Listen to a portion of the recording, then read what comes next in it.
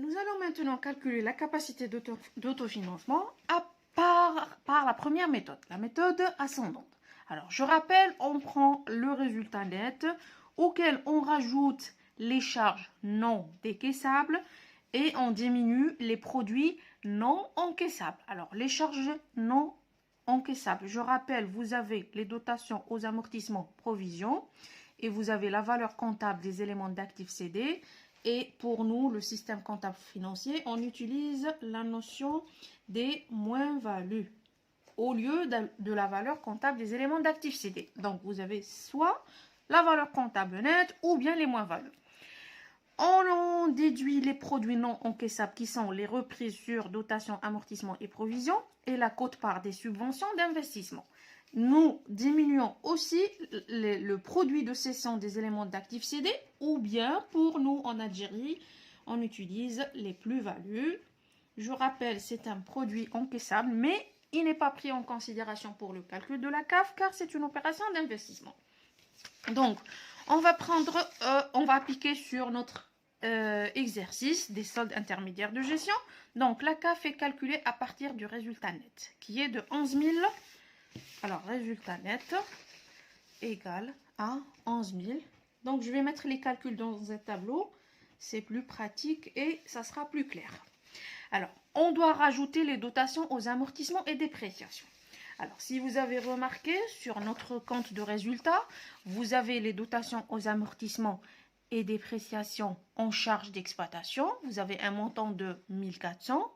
Vous avez des dotations en charge financière. Un montant de 50. Vous avez, là où vous avez des dotations en charge, vous les prenez. Alors, vous avez en charge exceptionnelle, vous avez un montant de dotation aux amortissements égal à 0. Il n'y a pas de dotation ici. Donc, vous avez 1400 de dotation plus 50. Plus 50. Donc, on a, alors les dotations, on a 1400 plus 50. Donc, plus 1450. Le montant des dotations. Vous prenez la somme des dotations aux amortissements, que ce soit en charge d'exploitation, ou bien en charge financière, ou bien en charge exceptionnelle. Alors, on doit ajouter la valeur comptable des éléments d'actifs cédés, ou bien les moins-values, ce que vous avez en exercice. Alors pour notre exercice, alors pour les charges, maintenant, la valeur, dans les charges exceptionnelles, la valeur comptable des éléments d'actifs cédés font partie des charges exceptionnelles. Donc, vous avez la valeur comptable des éléments d'actifs cédés est de 570. Alors, c'est une charge non décaissable qu'on doit rajouter 570. Voilà. 570. Les moins-values, par contre, pour le système comptable financier, les moins-values font partie des autres charges opérationnelles. Les moins-values, vous les trouvez dans autres charges opérationnelles ou bien charges d'exploitation. Donc, on déduit les reprises sur dotation aux amortissements. Alors, les reprises, toutes les reprises, que ce soit en produits d'exploitation, ou bien en produits financiers, ou bien en produits exceptionnels. Donc, vous rassemblez toutes les reprises. Alors, vous avez reprise sur provision, amortissement 100 en produits d'exploitation. Alors, en produits financiers, vous avez aussi des reprises, 20. En produits exceptionnels, nous n'avons pas de reprise. Donc, on a 100 en produits d'exploitation. Et nous avons 20 en produits financiers. Donc, c'est 100 plus 20. Ça sera moins 120. Le produit de cession des éléments d'actifs cédés, qui fait partie des produits exceptionnels. Produit de cession des éléments d'actifs cédés est de 450. Donc, je mettrai moins 450. Alors, pour le PCG, on utilise la notion du produit de cession des éléments d'actifs cédés. pour le SCF algérien, on utilise la notion des plus-values. Alors, le produit de cession des éléments d'actifs cédés fait partie des produits exceptionnels, mais par contre, les plus-values font partie des autres produits. Alors, là normalement, vous trouvez autres produits d'exploitation ou bien opérationnels. Alors donc, plus-values font partie des autres produits opérationnels. Donc, alors, on a les produits de cession des éléments d'actifs cédés 450. Alors, pour la quote-part des subventions d'investissement, elle fait partie des produits exceptionnels. La quote-part. Voilà. La quote-part des subventions d'investissement virée au résultat de l'exercice. Alors, la quote-part suit le produit de cession. Alors, si c'est en PCG, la quote-part et les produits de cession font partie des produits exceptionnels. Pour le SCF algérien, les plus-values et la quote-part font partie des autres produits opérationnels. Donc, pour l'instant, nous avons la quote-part des subventions d'exploitation et les produits de cession font partie des produits exceptionnels. Donc, le montant de la quote-part est de 90. Donc, nous avons alors 11 815 plus 1450 plus 1570 moins 120 moins 450 moins 90. On aura un montant de la capacité d'autofinancement égal à 13 175. Nous devons calculer la CAF par la deuxième méthode et nous devons retrouver le même montant. Alors, pour la deuxième méthode, la méthode descendante, alors la capacité d'autofinancement est calculée par l'excédent brut d'exploitation. Donc, je vous rappelle, l'excédent brut d'exploitation auquel on lui rajoute 3 produits, on diminue 3 charges, on diminue les impôts et les participations. Alors, on rajoute les autres produits d'exploitation, les produits financiers, les produits exceptionnels. On diminue autres produits d'exploitation ou bien opérationnels, moins les charges financières, moins les charges exceptionnelles. Et il ne faut pas oublier de diminuer les impôts sur le bénéfice et les participations des salariés.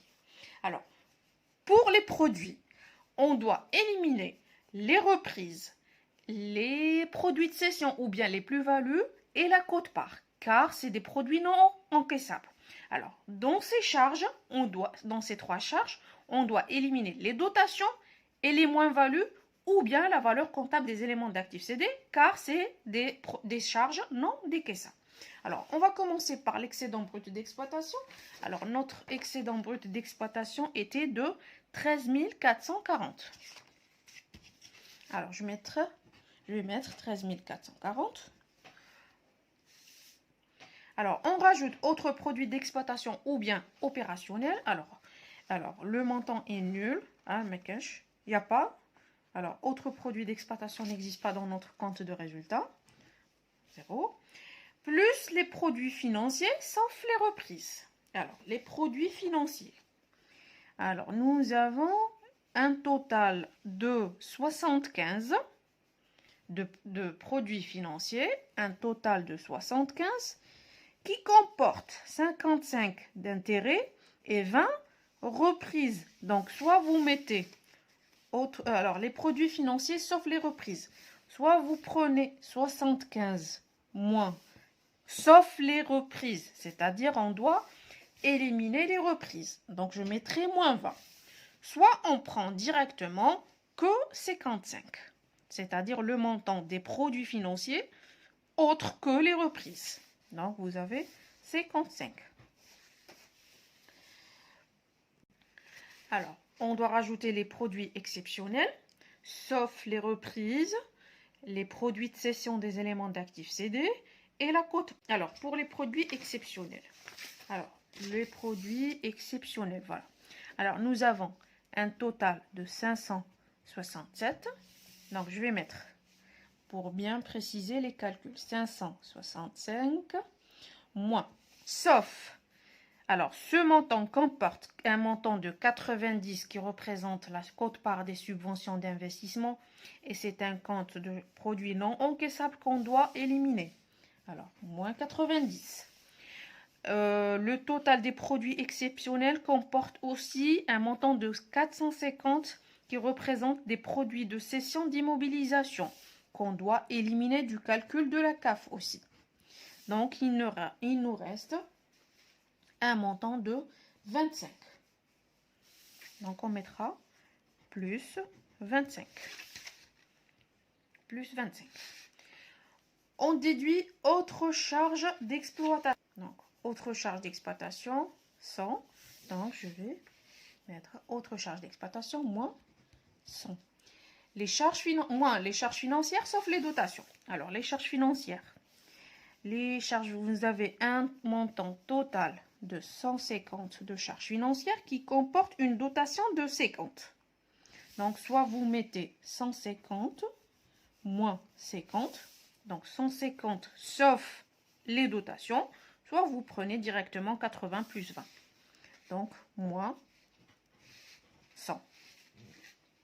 Alors, pour les charges exceptionnelles, on prend le total des charges exceptionnelles, sauf la valeur comptable des éléments d'actifs cédés et les dotations.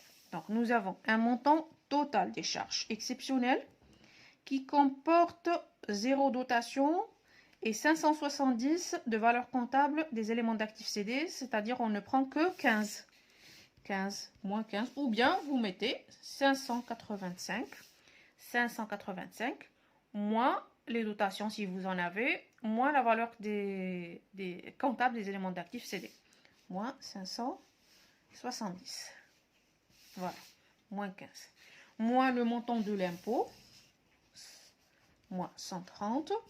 Et si vous avez des participations, vous les mettez.